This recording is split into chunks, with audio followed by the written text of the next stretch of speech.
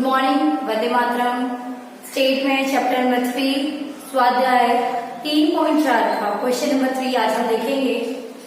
Last lecture में हमने स्वाध्याय 3.4 का क्वेश्चन नंबर 1 देखा था और आने वाले लेक्चर में हम क्वेश्चन नंबर 2 देखेंगे।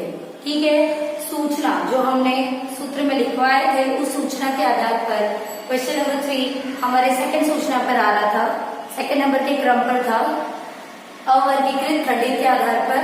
तो आज हम अवर्गीकृत खंडित सूचना का जो फॉर्मूला है उसके आधार पर क्वेश्चन नंबर 3 देखेंगे और आने वाले लेक्चर में हम क्वेश्चन नंबर 2 को देखेंगे जो वर्गीकृत अखंडित के आधार पर होगा। ठीक है, तो चलिए क्वेश्चन देखते हैं।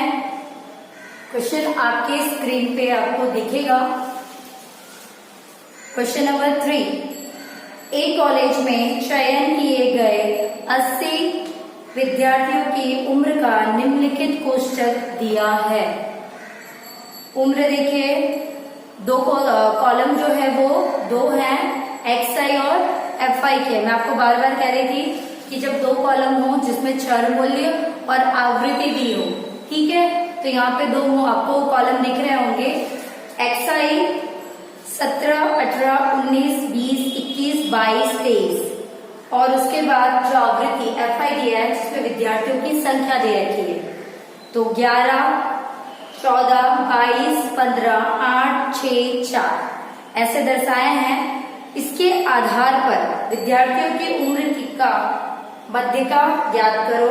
तदुपरांत उम्र हेतु Q1, D4, P30 भी ज्ञात करके उसका अर्धघटन करो। तो आपने क्वेश्चन देखा। अब हम क्या करते हैं, सवाल की तरफ आगे बढ़ते हैं, सॉल्व करते हैं इसे। तो चलिए स्टार्ट करते हैं। क्वेश्चन नंबर 3 ये दिख रहा होगा आपको और मेरे यहाँ पे उम्र जो दो कॉलम्स है XI और FI के, तो XI यहाँ पे दर्शाया है और ये FI मतलब चर मूल्य और आवृत्ति। तो जब चर मूल्य और आवृत्ति सूचना पे मैंने आपको लिखवाई थी फॉर्मूले के, जब चर मूल्य और आवृत्ति दी हो तब तो हम क्या करते हैं, उसके आधार पे हम करते हैं। ये हमारा XI है और ये हमारा FI। ठीक है, तो चलिए ये दिख रहा है आपको XI 17, 18, 19, 20, 21, 22, 23 सवाल के अकॉर्डिंग लिख दिया हमने। FI भी 11, 14, 22, 15, 8, 6, 4। ठीक है, अब हम क्या करते हैं, हम अब CFI निकाल लेते हैं। CFI जिसे इंग्लिश में क्युमुलेटिव फ्रीक्वेंसी और हिंदी में संचय आवृत्ति कहते हैं। ठीक है, तो संचय आवृत्ति निकाल लेते हैं। ये हमारे FI पर से निकलता है। आप देखिए यहाँ पर CFI 11 है, जो F हमारा 11 है उसको CFI में हम 11 लिख देंगे। पहले ही जो मूल्य है उसको हम एज इट इज रख देते हैं। ठीक है, देन जो हमारी CFI की जो पहली कीमत है उसमें हम 14 प्लस करेंगे FI का सेकंड जो मूल्य है, मतलब 11 प्लस 14 हो जाएगा 25। फिर आगे वही चीज हम बार बार करेंगे, 25 को प्लस करेंगे 22 से 47, फिर 47 को प्लस करेंगे 15 से 62, 62 को प्लस करेंगे 8 से 70, 70 को प्लस करेंगे 6 से तो 76, फिर 76 को प्लस करेंगे 4 से तो 80।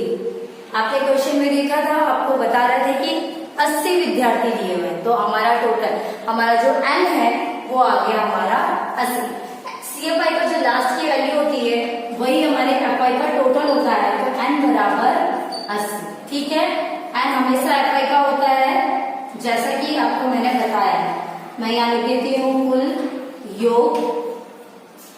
ठीक है, यहाँ पे हमको प्लस करना नहीं है, ऐड करना नहीं है।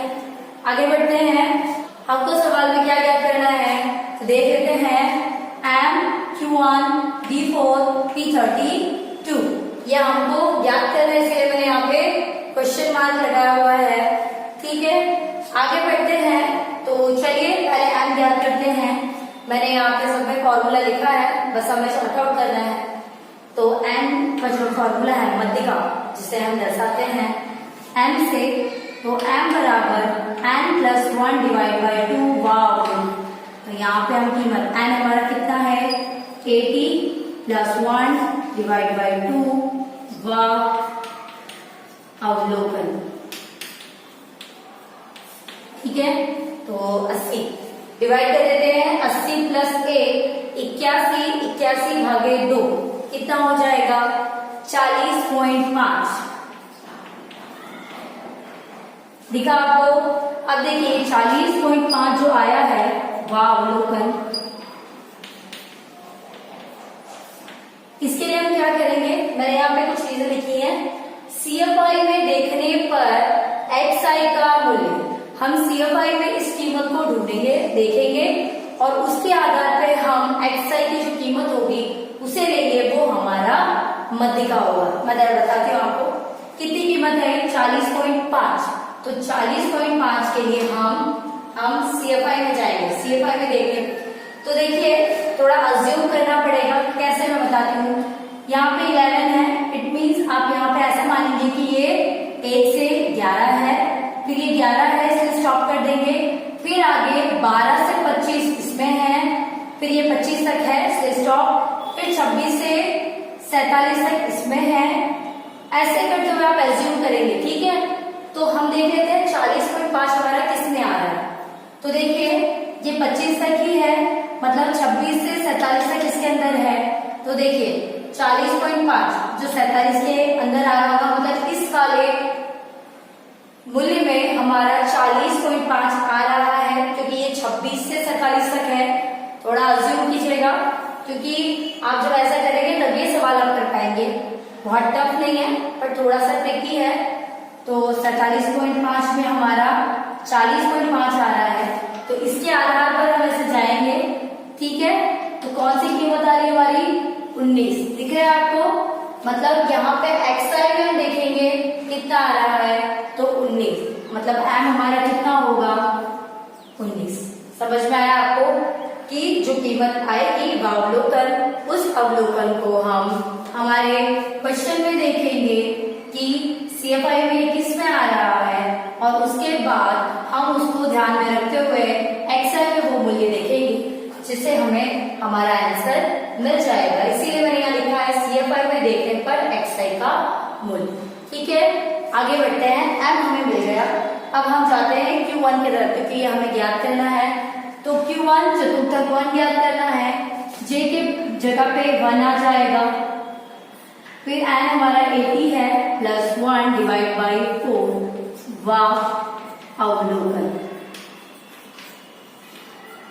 ठीक है, तो 1 की तो वैल्यू होती नहीं है, डायरेक्ट हम डिवाइड कर देते हैं। 80 प्लस 1 डिवाइड बाई 4 तो हो जाएगा 20.25। ठीक है, अगर आपको नहीं से ऐसा लग रहा है तो आप इसको कर भी सकते हैं, 1 लिख दीजिए, 20.25 करेंगे वाव अवलोकन। ठीक है, तो यहाँ पे तो वैल्यू होती है कि मैं जस्ट ऐसे ही रख दी है, जो कि 1 की वैल्यू होती नहीं है। तो 20.25 आपका वाव अवलोकन। अब हम क्या करेंगे, 20.25 देखेंगे कि हमारा CFI में देखने पर XI का जो मूल्य है वो क्या प्राप्त होता है। तो 20.25 किस में आ रहा है, 20.25 हम देखेंगे किस में आ रहा है। तो चलिए देख लेते हैं। ये देखिए CFI में हम 20.25 देखेंगे, तो ये तो 25 तक है, तो 11, 1 से 11 हमने यहाँ देख लिया, मतलब 12 से 25 इसके अंदर होगा। तो 25 में ही हमारा 20.25 आ रहा है, तो पॉइंट के बाद 25 है, याद रखिएगा 20.25 है। तो ये हमारा CFI में हमको मूल्य मिला, इसके आधार पर हम XI में जाएंगे, मतलब आंसर हमारा कितना होगा 18, मतलब Q1 हमारा हो जाएगा 18। ठीक है, Q1 मिल गया आपको। अब आगे बढ़ते हैं, यही प्रोसेस सब में हम करेंगे। D4 निकालते हैं, J की वैल्यू हो जाएगी 4, एंड हमारा 80 प्लस 1 डिवाइड बाई 10, क्योंकि ये दशांशक है, डेसिमल, तो 10 से डिवाइड करेंगे अवलोकन। चलिए तो रख देते हैं, 4 गुणे 80 प्लस 1 डिवाइड बाई 10, तो D1 कितना हो जाएगा? आप सबसे पहले 80 को प्लस 1 करें तो डिवाइड बाई 10 करेंगे तो 8.1 हो जाएगा। वाह अवलोकन।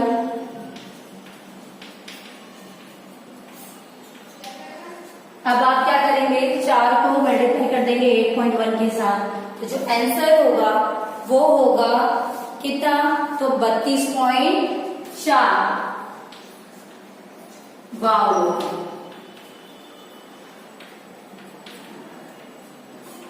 वाह, ठीक है। तो यहाँ पे 32.4 हमारा डी आया है, तो 32.4 के लिए हम वापस CFI में जाएंगे, देखेंगे हमारा 32.4 किसके अंदर आ रहा है। तो ये तो 25 तक है, 26 से 47 तक इसके अंदर है, जिसमें हमारा 32.4 जो है वो समाहित है ना। तो वही CFI में देखते हुए XI पर जाएंगे, कितना आ रहा है? इसका भी आंसर 19 ही आएगा, ठीक है। तो यहाँ पे D4 हमारा जो है 19 आ गया है। अब हम P32 ज्ञात करते हैं। चलिए, P32 J की वैल्यू 32 हो जाएगी, एंड जो है वो 80 प्लस 100 का 100। वाह अवलोकन, ठीक है। 32 का अपनी जगह पे रख देते हैं, तो 80 प्लस 1 डिवाइड बाई 100 करेंगे तो 0.81 जाएगा, ठीक है। अब आप क्या करेंगे? 32 को मल्टीप्लाई कर देंगे 0.81 के साथ, तो 0.81 से आप मल्टीप्लाई करेंगे तो 25.92 वाह अवलोकन आएगा, ठीक है। अब 25.92 देखिए, P32 जो आया उसका अवलोकन हमारा आया है 25.92। तो इसे भी हम CFI में देखेंगे और इस पर से XI का मूल्य प्राप्त करेंगे। तो 25.92 चलिए देख लेते हैं। तो CFI में 25.92 इसमें आ रहा है, तो ये आप देख रहे होंगे ये तो 11 तक ही है, यहाँ पे ये 25.92 आ रहा है, 25 तक ही है ये, 26 से 47 में आया। तो आप ये भी देख रहे होंगे कि ये कीमत लगभग 18 से 19 के बीच में आ रही है, क्योंकि 25 तक ही हमारा आंसर जो है वो 25.92 है। तो हम यहाँ पे ये भी लिख सकते हैं 18 से 19 लगभग, हम ये भी लिख सकते हैं 18 से 19 लगभग, अथवा तो 25.92 है, लगभग 26 मूल्य है, तो आप इसे इसका आंसर 19 भी लिख सकते हैं। तो मैं यहाँ पे आपको बता देती हूँ, चलिए मैं लिख देती हूँ। P32 इसका जो 18 से 19 के मध्य लगभग, अथवा तो आप ऐसे भी लिख सकते हैं P32 इक्वल टू 90, क्योंकि 25.92 है, लगभग 26 कीमत हो सकती है, इसीलिए आप इसको ऐसे भी दर्शा सकते हैं, ठीक है। तो यहाँ पे आपको ये चीज क्लियर हो गई होगी कि जो आंसर है वो लगभग आपको जो मूल्यांकन जो अवलोकन आएंगे उसको आपको CFI में लिखना होगा, उसके पश्चात आपको XI से इसकी कीमत प्राप्त होगी, ठीक है। तो ये जो सवाल थे ये वर्गीकृत खंडित के आधार पे थे। आने वाले लेक्चर में हम वर्गीकृत अखंडित के आधार पर वर्ग वाला क्वेश्चन देखेंगे, जो क्वेश्चन नंबर 2 है, ठीक है। तो तब तक के लिए आप इस सवाल के आधार पर एग्जाम्पल नंबर 27 और सेक्शन डी में क्वेश्चन नंबर 8 जो पेज नंबर 116 पर आया हुआ है उसे आप कर लीजिएगा, वो आपका होमवर्क होगा। धन्यवाद।